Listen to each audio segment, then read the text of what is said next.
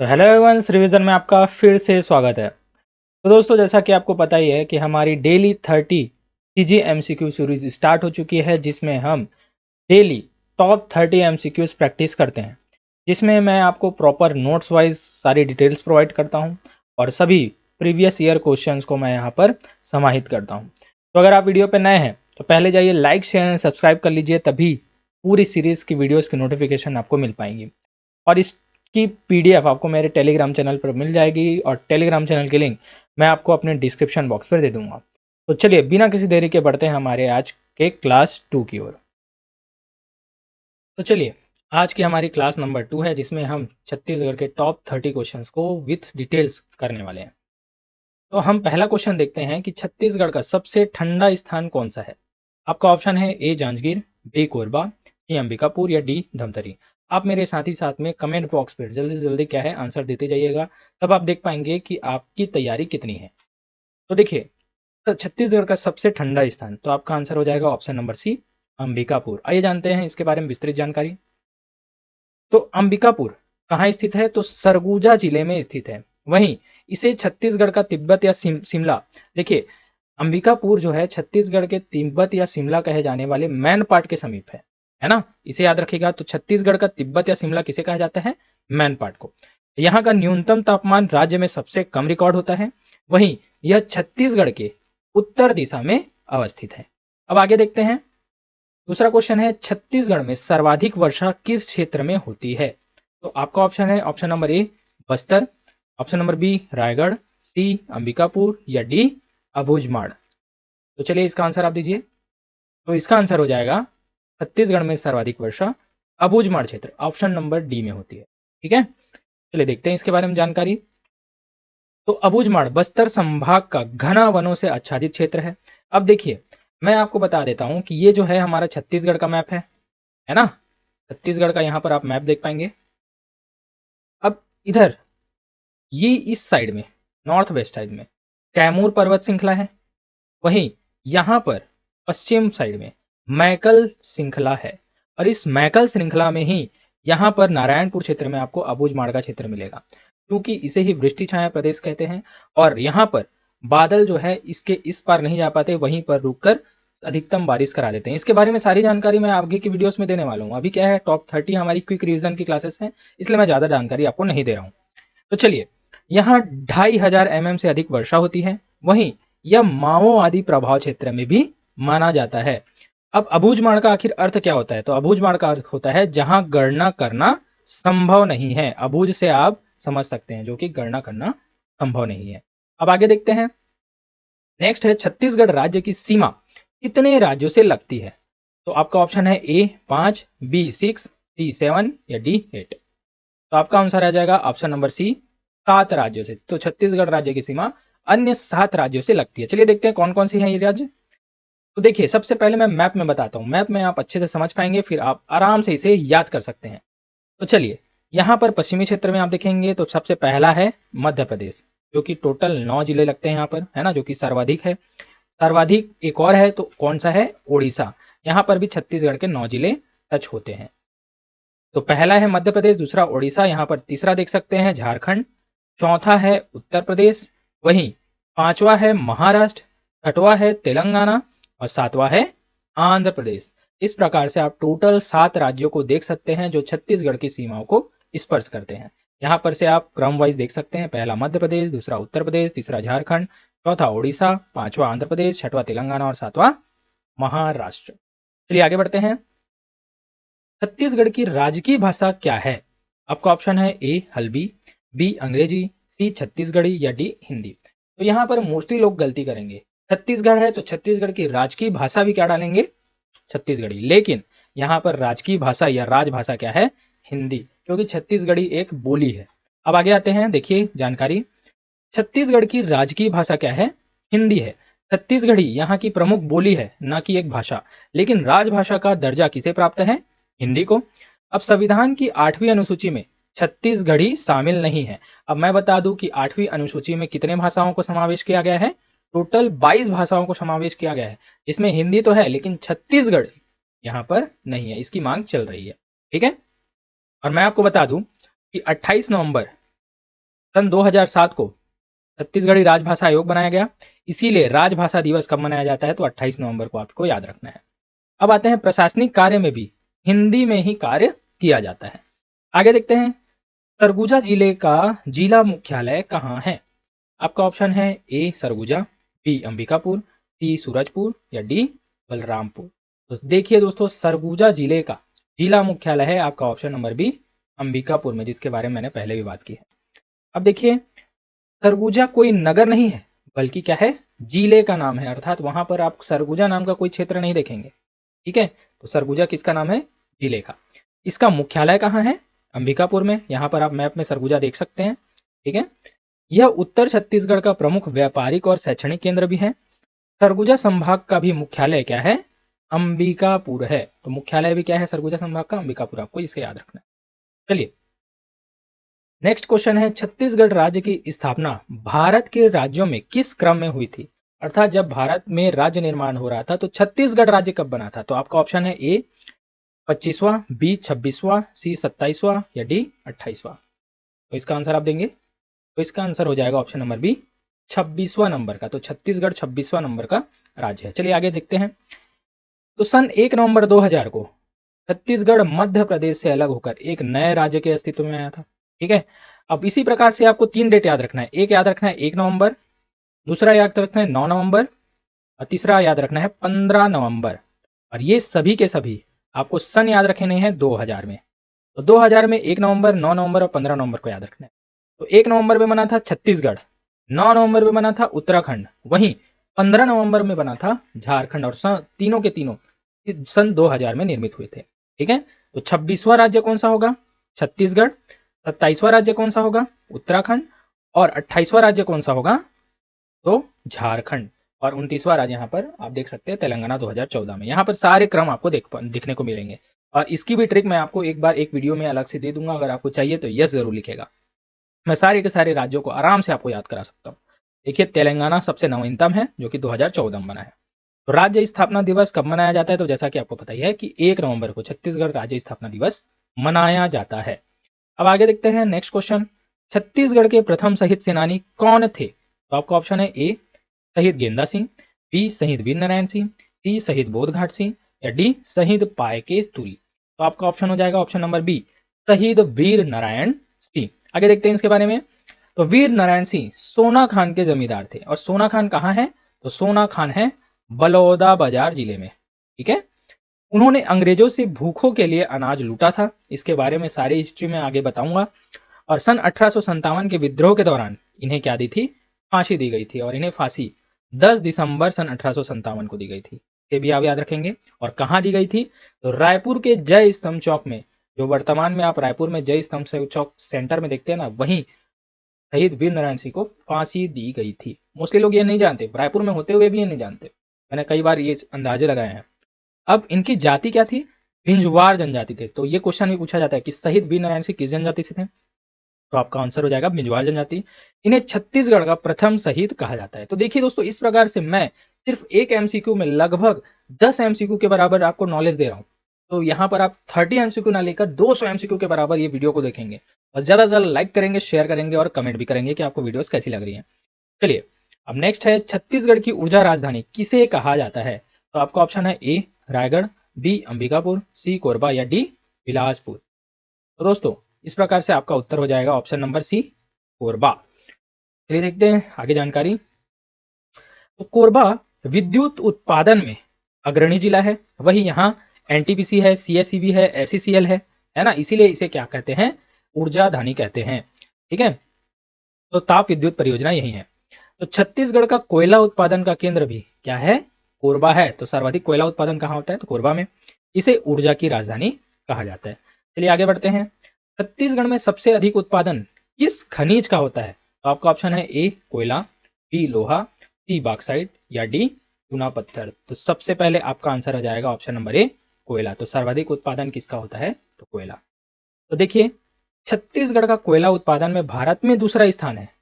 ठीक है, छत्तीसगढ़ में कोयला टॉप 1 में है, लेकिन भारत में ये दूसरे स्थान में है। सबसे ज्यादा कोयला कौन उत्पादित करता है? तो झारखंड। तो झारखंड पहले नंबर पे है, छत्तीसगढ़ दूसरे नंबर पे है। अब यहाँ मुख्य खदानें अगर देखें तो कहाँ कहाँ है? कोरबा में है, रायगढ़ में है, बिलासपुर में है। ठीक है।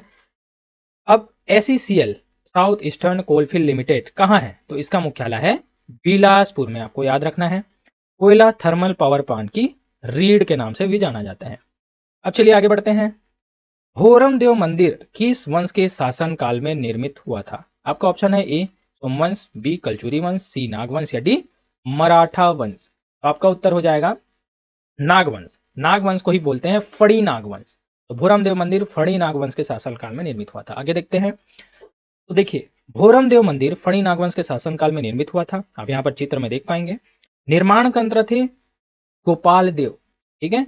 और कब हुआ था? तो सन 1089 ईस्वी में, अर्थात यानी 11वीं शताब्दी में भी आप बोल सकते हैं। अब शैली देखिए, तो शैली दोस्तों 3 प्रकार की होती है मंदिर निर्माण की। एक होती है नागर, एक होता है वासरा और एक होती है द्रविड़। तो भोरम देव मंदिर की शैली थी नागर शैली, आपको इसे याद रखना है। इसे चंदेल शैली या सप्तभूमि शैली भी कहा जाता है। भोरम देव को कहा जाता है छत्तीसगढ़ का खजुराहो, जिसके बारे में मैंने इसे पहले वाले वीडियोस में बताया था। खजुराहो कहाँ है? MP में। तो खजुराहो का मंदिर है जिसकी शैली है वो ठीक इसे किससे मेलजोल है? छत्तीसगढ़ के भोरम देव का। अर्थात छत्तीसगढ़ के भोरम देव मंदिर किस शैली से निर्मित है? तो खजुराहो मंदिर से के समतुल्य निर्मित है। अब आगे देखते हैं स्थिति। तो ये कहाँ है? तो ये कबीरधाम या फिर कवर्धा जिले में है, जो कि छत्तीसगढ़ में। ठीक है। अब आते हैं, कीरपुर के बौद्ध विहार का निर्माण किस वंश के शासकों ने करवाया था?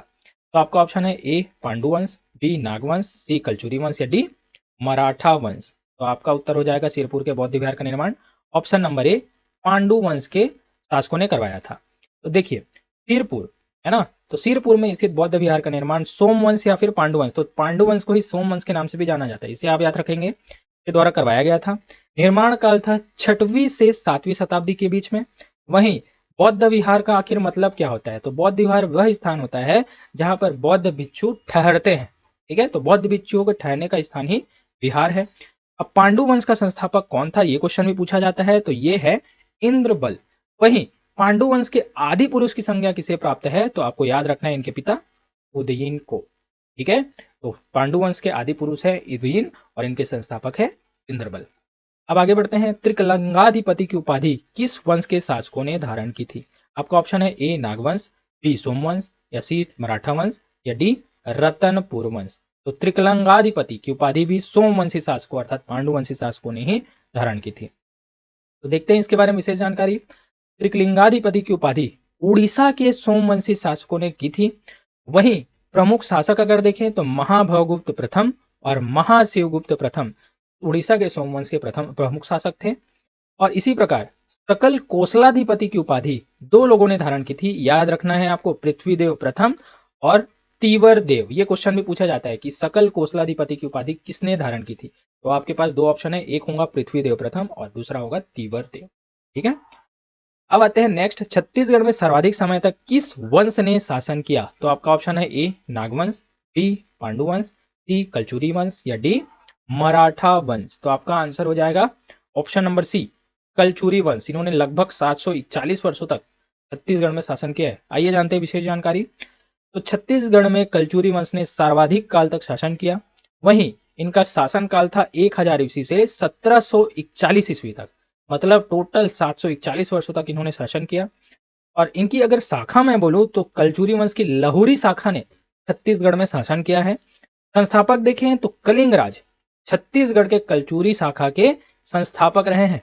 इसकी स्थापना इन्होंने कब की थी? तो 1000 ईस्वी से 1000 ईस्वी में इन्होंने की थी। और कब तक चली थी? तो 1741 तक कलचुरी वंश का शासन छत्तीसगढ़ में रहा।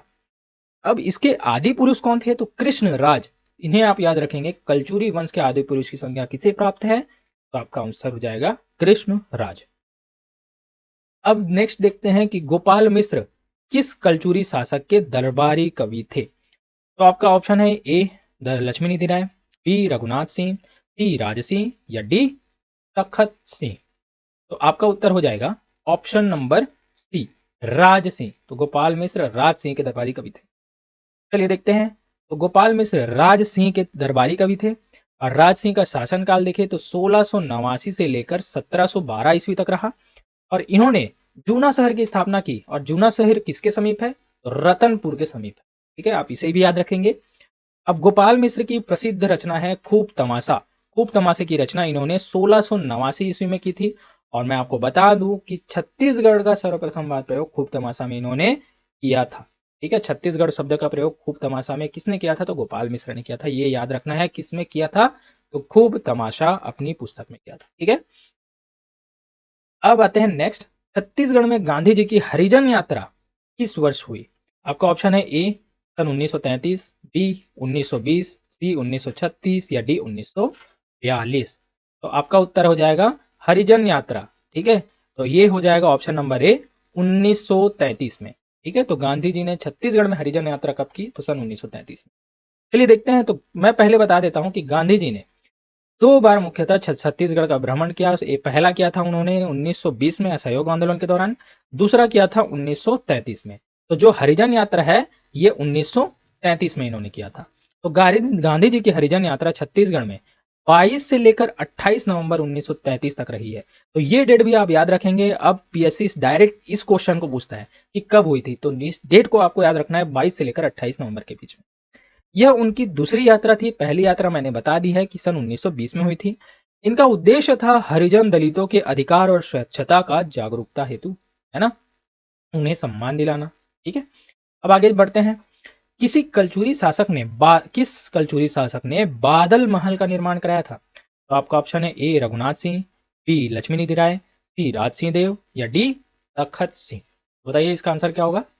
तो इसका आंसर होगा option number C Raj Singh ने। राज सिंह ने बादल महल का निर्माण कराया। आइए देखते हैं इसके बारे में जानकारी। तो राज सिंह देव ने बादल महल, इसे ही सतखंडा महल कहा जाता है। सतखंडा महल कहने के पीछे का उद्देश्य है ये 7 मंजिलों में निर्मित है। ठीक है, इसीलिए इसे कहा जाता है सतखंडा मंदिर। तो बादल महल का है या सतखंडा महल का निर्माण किसने कराया? तो राज सिंह। ठीक है, कहाँ है? तो राजपुर में, जिसे उसकी पत्नी कलरी देवी के कहने पर बनाया गया था इसका सतखंडा महल को। और बादल महल को ही सतखंडा महल कहते हैं, ये मैं आपको पहले भी बता चुका हूं। आगे बढ़ते हैं। मड़वा महल किस वंश की स्थापत्य कला का उदाहरण है? ठीक है, तो आपका ऑप्शन है ए सोमवंश, बी कलचुरी वंश, सी नागवंश या डी मराठा वंश। तो मड़वा महल यहां पर आपका ऑप्शन हो जाएगा ऑप्शन नंबर सी नागवंश या फड़ी नागवंश के स्थापत्य कला का प्रमाण है। आगे देखते हैं। तो मड़वा महल नागवंश की स्थापत्य कला का उदाहरण है। यह एक शिव मंदिर है, आपको याद रखना है। मड़वा महल किस भगवान को समर्पित है? तो आपका आंसर हो जाएगा शिव भगवान को। निर्माण करता है रामचंद्र देव, जो कि कवर्धा के शासक थे। तो मड़वा महल कहाँ है? तो कवर्धा में। ठीक है, तो यहाँ पर आपको विभिन्न कामसूत्र की आकृति देखने को मिलेगी। इसके पीछे का भी बहुत अच्छा इतिहास रहा है कि क्यों इस प्रकार से चित्र वहां पर प्रदर्शित किए गए हैं। इन सभी की जानकारी मैं आपको आगे की वीडियोस में जरूर दूंगा, जब इसकी टॉपिक वाइज हम अध्ययन करने वाले हैं। आपको इन सभी चीजों में बहुत मजे आने वाली है। ठीक है, चलिए आगे बढ़ते हैं। नेक्स्ट क्वेश्चन है, वीर नारायण सिंह को रायपुर के जय स्तंभ चौक में कब फांसी दी गई थी? तो आपका ऑप्शन है ए 1856, बी 10 दिसंबर सन 1857, सी 1858 या डी 1859। बताइए इसका आंसर क्या होगा? इसका आंसर हो जाएगा ऑप्शन नंबर बी 10 दिसंबर सन 1857 को। मैंने पहले ही बताया था कि जय स्तंभ चौक के बारे में, शहीद वीर नारायण सिंह जी को 10 दिसंबर 1857 को जय स्तंभ चौक में फांसी दी गई थी। आइए देखते हैं। तो इन्हें छत्तीसगढ़ के प्रथम शहीद की संज्ञा प्राप्त है ना। तो पेशा था ये सोना खान के जमींदार थे। सोना खान कहाँ है? तो बलौदा बाजार में है।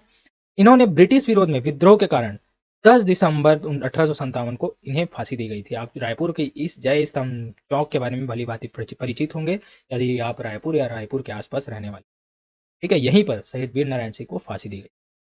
अब आगे बढ़ते हैं। नेक्स्ट क्वेश्चन है, कलचुरी वंश के पतन के बाद छत्तीसगढ़ की सत्ता किसने संभाली? तो आपका ऑप्शन है ए अंग्रेज, बी मराठा, सी सोमवंश या डी इनमें से कोई नहीं।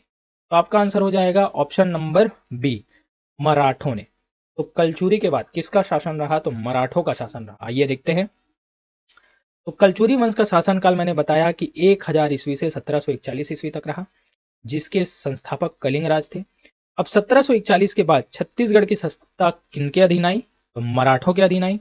वहीं मराठाधीन प्रथम कलचुरी शासक कौन थे जिन्होंने मराठों के अधीन शासन किया? तो ये कौन थे?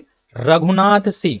वहीं ये क्वेश्चन भी पूछा जाता है कि मराठा अधीन कलचुरी के अंतिम शासक कौन थे? तो आपका आंसर हो जाएगा मोहन सिंह, जिन्होंने 1745 से 1757 तक शासन किया है। ये सभी क्वेश्चंस आपको भूतपूर्व परीक्षाओं में देखने को ही मिलेंगे, इसलिए मैंने सारी चीजों का समावेश यहाँ पर किया है। अब आगे देखते हैं, घोटुल किस जनजाति का युवा गृह है। सबसे पहले ये जान जाइए कि घोटुल एक युवा गृह है। अब ऑप्शन देखिए, ऑप्शन है ए उराव, बी मुरिया, सी बिरहोर या डी भुइया। तो घोटुल किस जनजाति से संबंधित है, तो आपका आंसर हो जाएगा ऑप्शन नंबर बी, मौर्य जनजाति का। तो घोटुल मौर्य जनजाति का युवा गृह है। आइए देखते हैं अन्य जानकारी। तो घोटुल क्या होता है, ये सांस्कृतिक स्थल होता है जहां पर वो अन्य जो विभिन्न जनजाति के लोग होते हैं ना, यहाँ पर क्या है, अपनी सांस्कृतिक गतिविधियों को अंजाम देते हैं, तब वहां पर सांस्कृतिक गतिविधियां करते हैं। तो यहाँ पर आप चित्र में घोटुल को देख सकते हैं। तो ये सांस्कृतिक स्थल है ना, जो कि युवा गृह है। अब अन्य जनजातियों के भी युवा गृह को मैंने यहाँ पर बताया है। तो उराव जनजाति का युवा गृह क्या कहलाता है, धूमघुमरिया। वहीं बिरहोर जनजाति का युवा गृह कहलाता है गितियोना। और भुरिया जनजाति का युवा गृह होता है रंगबंग। ठीक है, इन सभी चीजों को आपको अच्छे से याद रखना है। अब आते हैं, खिनवा शरीर के किस अंग का आभूषण है। तो आपका ऑप्शन है ए गला, बी कान, सी कलाई या डी पैर। तो खिनवा, खिनवा किससे है, कान से, सॉरी कान से ही संबंधित है ना। तो खिनवा किससे है, कान से संबंधित है। अब आते हैं, खिनवा ये क्या है, कान का आभूषण है। तुतिया किस है, गले का आभूषण, आप यहाँ पर देख पाएंगे, है ना। और खिनवा ये कान में पहनने का। ऐठी, चूरी, पटा और बनेरिया ये क्या है, कलाई में पहनने वाले आभूषण है। ये सारे आभूषण को मैंने यहाँ चित्र द्वारा दर्शा दिया है। आप यहाँ पर अच्छे से देख पाएंगे कि कौन से आभूषण कैसे पहने जाते हैं। तो इसकी भी अगर आपको याद नहीं होती तो मैं जरूर इसके लिए भी एक विशेष ट्रिक लाऊंगा, जिसके माध्यम से आप आसानी से इसे याद कर सकते। ठीक है, चलिए नेक्स्ट आता है, महानदी का प्राचीन नाम क्या नहीं था, याद रखना है, नहीं था। तो देखिए, आपका ऑप्शन है ए नीलोत्पला, बी चित्रोत्पला, सी ऋषितुल्या या डी कनक नंदनी। तो आपका आंसर हो जाएगा ऑप्शन नंबर डी, कनक नंदनी। देखिए विशेष जानकारी, तो महानदी को वायु पुराण में नीलोत्पला कहा गया है। तो वायु कैसा होता है, नीला, तो वहां से आप कनेक्ट कर पाएंगे, वायु से नीलोत्पला। द्वापर युग में या फिर स्कंद पुराण में क्या कहा गया है, चित्रोत्पला। ठीक है, द्वापर युग में चित्रोत्पला। वहीं विष्णु पुराण में क्या कहा गया है, तो ऋषि तुल्या। और वर्तमान में छत्तीसगढ़ की गंगा या जीवन रेखा के नाम से भी इसे प्रसिद्धि प्राप्त है। तो इन सभी नामों को आपको याद रखने के क्वेश्चन सीधे पूछे जाते हैं। हम महानदी यहाँ पर डायग्राम में देख पाएंगे, इनकी सहायक नदी भी है ना, ऐसे यहाँ पर ये सिहावा से निकलती हैं। देखिए सबसे लंबी इसकी सहायक नदी कौन सी है, शिवनाथ, यहाँ पर आप देख पाएंगे। ठीक है, इन सभी चीजों के बारे में जानकारी मैं आपकी वीडियो में जरूर दूंगा। अब आते हैं नेक्स्ट, खैरवार जनजाति का पारंपरिक व्यवसाय क्या है। तो आपका ऑप्शन है ए लौह शिल्प, बी सेवा कार्य, सी कत्था निर्माण या डी भूमि खुदाई। तो आपका आंसर हो जाएगा ऑप्शन नंबर सी, कत्था निर्माण। तो खैरवार जनजाति कत्था निर्माण का कार्य करती है। आइए देखते हैं विशेष जानकारी। तो खैरवार जनजाति खैर वृक्ष से कत्था निकालने का काम करती है। तो कत्था किससे निकाला जाता है, खैर वृक्ष से। कौन सी जनजाति, खैरवार जनजाति। अब अन्य जनजातियों के बारे में भी देखें, तो जैसे अगरिया जनजाति ये लौह शिल्प का कार्य करती है। वहीं भतरा जनजाति ये सेवा का कार्य करती है। ठीक है, और कोरकू जनजाति क्या है, भूमि खुदाई का कार्य करती है। ये सभी बहुत ज्यादा पूछे जाते हैं, को याद रखना है। ठीक है, आगे बढ़ते हैं, छत्तीसगढ़ के किस नृत्य में केवल पुरुष भाग लेते हैं। ठीक है, तो आपका ऑप्शन है ए पंथी नृत्य, बी राउत नाचा, सी कर्मा नृत्य या डी डांडिया। तो आपका उत्तर हो जाएगा option number B, Raut Nacha. तो राउत नाचा में केवल पुरुष ही भाग लेते हैं। चलिए आगे देखते हैं कि राउत नाचा यादव समाज का प्रमुख नृत्य है।